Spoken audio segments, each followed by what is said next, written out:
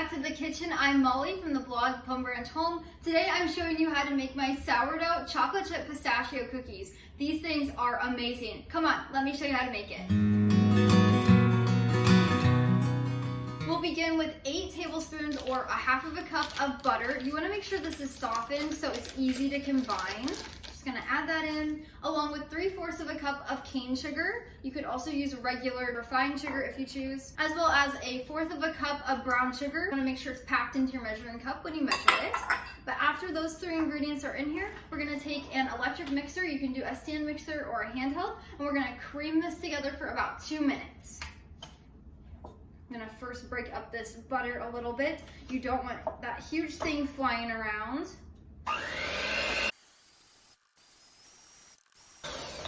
When you're doing this, you'll want to scrape down the sides so we can make sure all of our butter and sugar is combined completely. Next, we'll add in 1 egg, and then we will do the same thing. We'll cream it together, but just until combined. Once the egg is combined, we will then add in 1 teaspoon of pure vanilla extract, as well as half of a teaspoon of baking soda, 1/4 of a teaspoon of salt, and finally, we'll add in half of a cup of sourdough discard, aka unfed sourdough starter.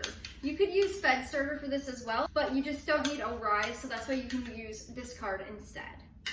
Now we're going to mix this together once again until everything's combined. Once everything's in there and combined, we will then add in 1.5 cups of all-purpose flour. And then we're gonna mix this in as well on a low speed first and then a medium speed. So as you get going with this cookie dough, all this flour will probably fly out a little bit. So just start low, and then as it kind of combines, it will get really thick and sticky. So then you'll want to go a lot faster. When you're mixing in the flour, make sure you scrape down the sides of the bowl. You can do this with the beaters turned off, or you can use a spoon. Once your flour is completely combined, you will then take your beaters out, and you'll want to clean them off. So you can let me grab a clean spoon.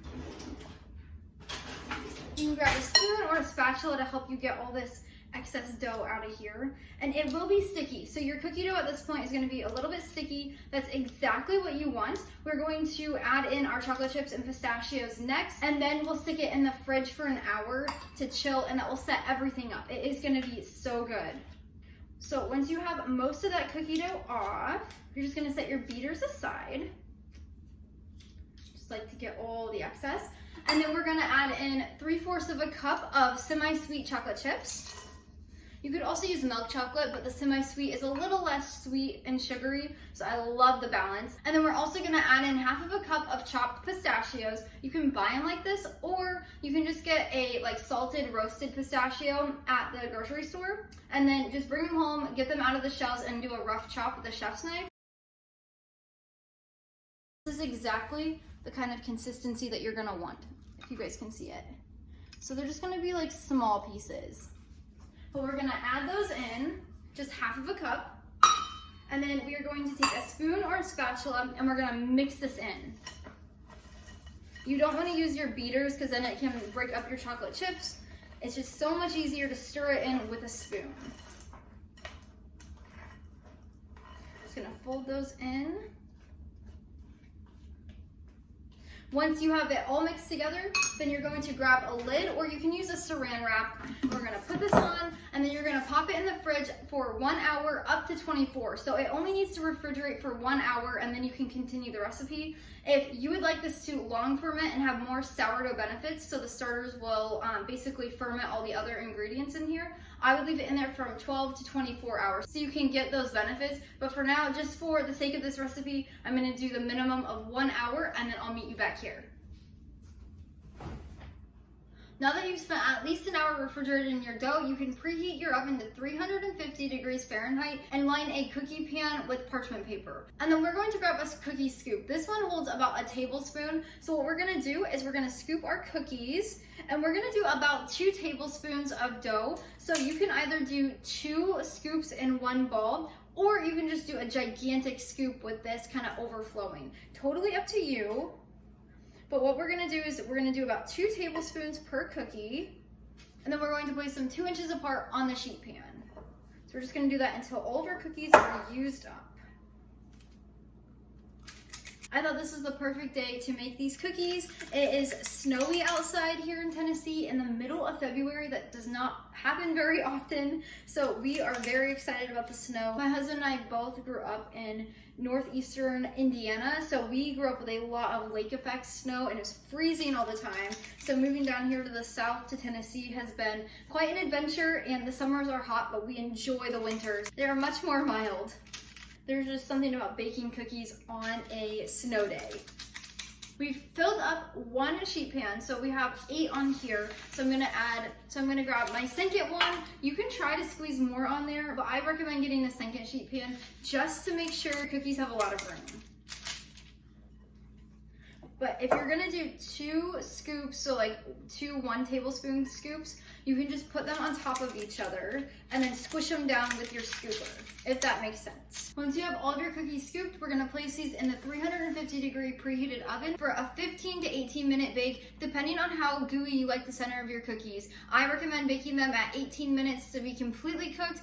15 minutes is gonna be a little bit gooier of a center. These cookies come out with a slightly browned bottom, and then the top is going to be just a little bit soft. So depending on how you like your cookies, if you like them a little bit more chewy and soft in the center, bake them for 15. If you like them baked completely through, bake them for 18.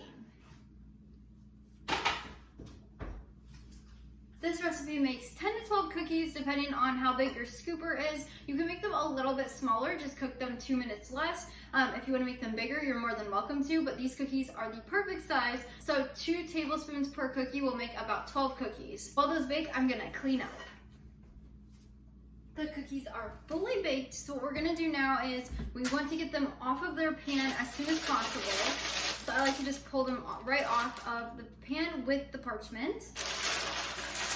Easy as that. Now these cookies are ready to eat as soon as they're out of the oven and on your cooling rack, or if they're a little too hot, you can wait just a few minutes to serve them. For these cookies, the bottoms are gonna be golden brown, so just like that, and the tops are gonna be just a little bit soft. You want that on the center. As these cookies cool, you will notice that they start to firm up a little bit more. They are amazing. Let's try one.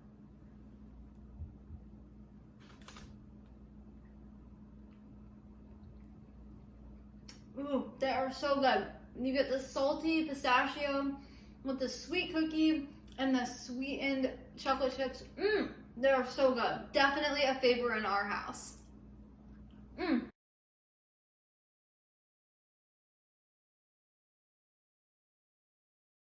I hope these cookies will be made in your home many, many times. I hope this recipe is as cherished as it is in our home. I'll leave the link to the recipe down in the description below. You can head over to the blog where it's published, and you can go over there and save or print it if you would like. But thank you so much for joining me.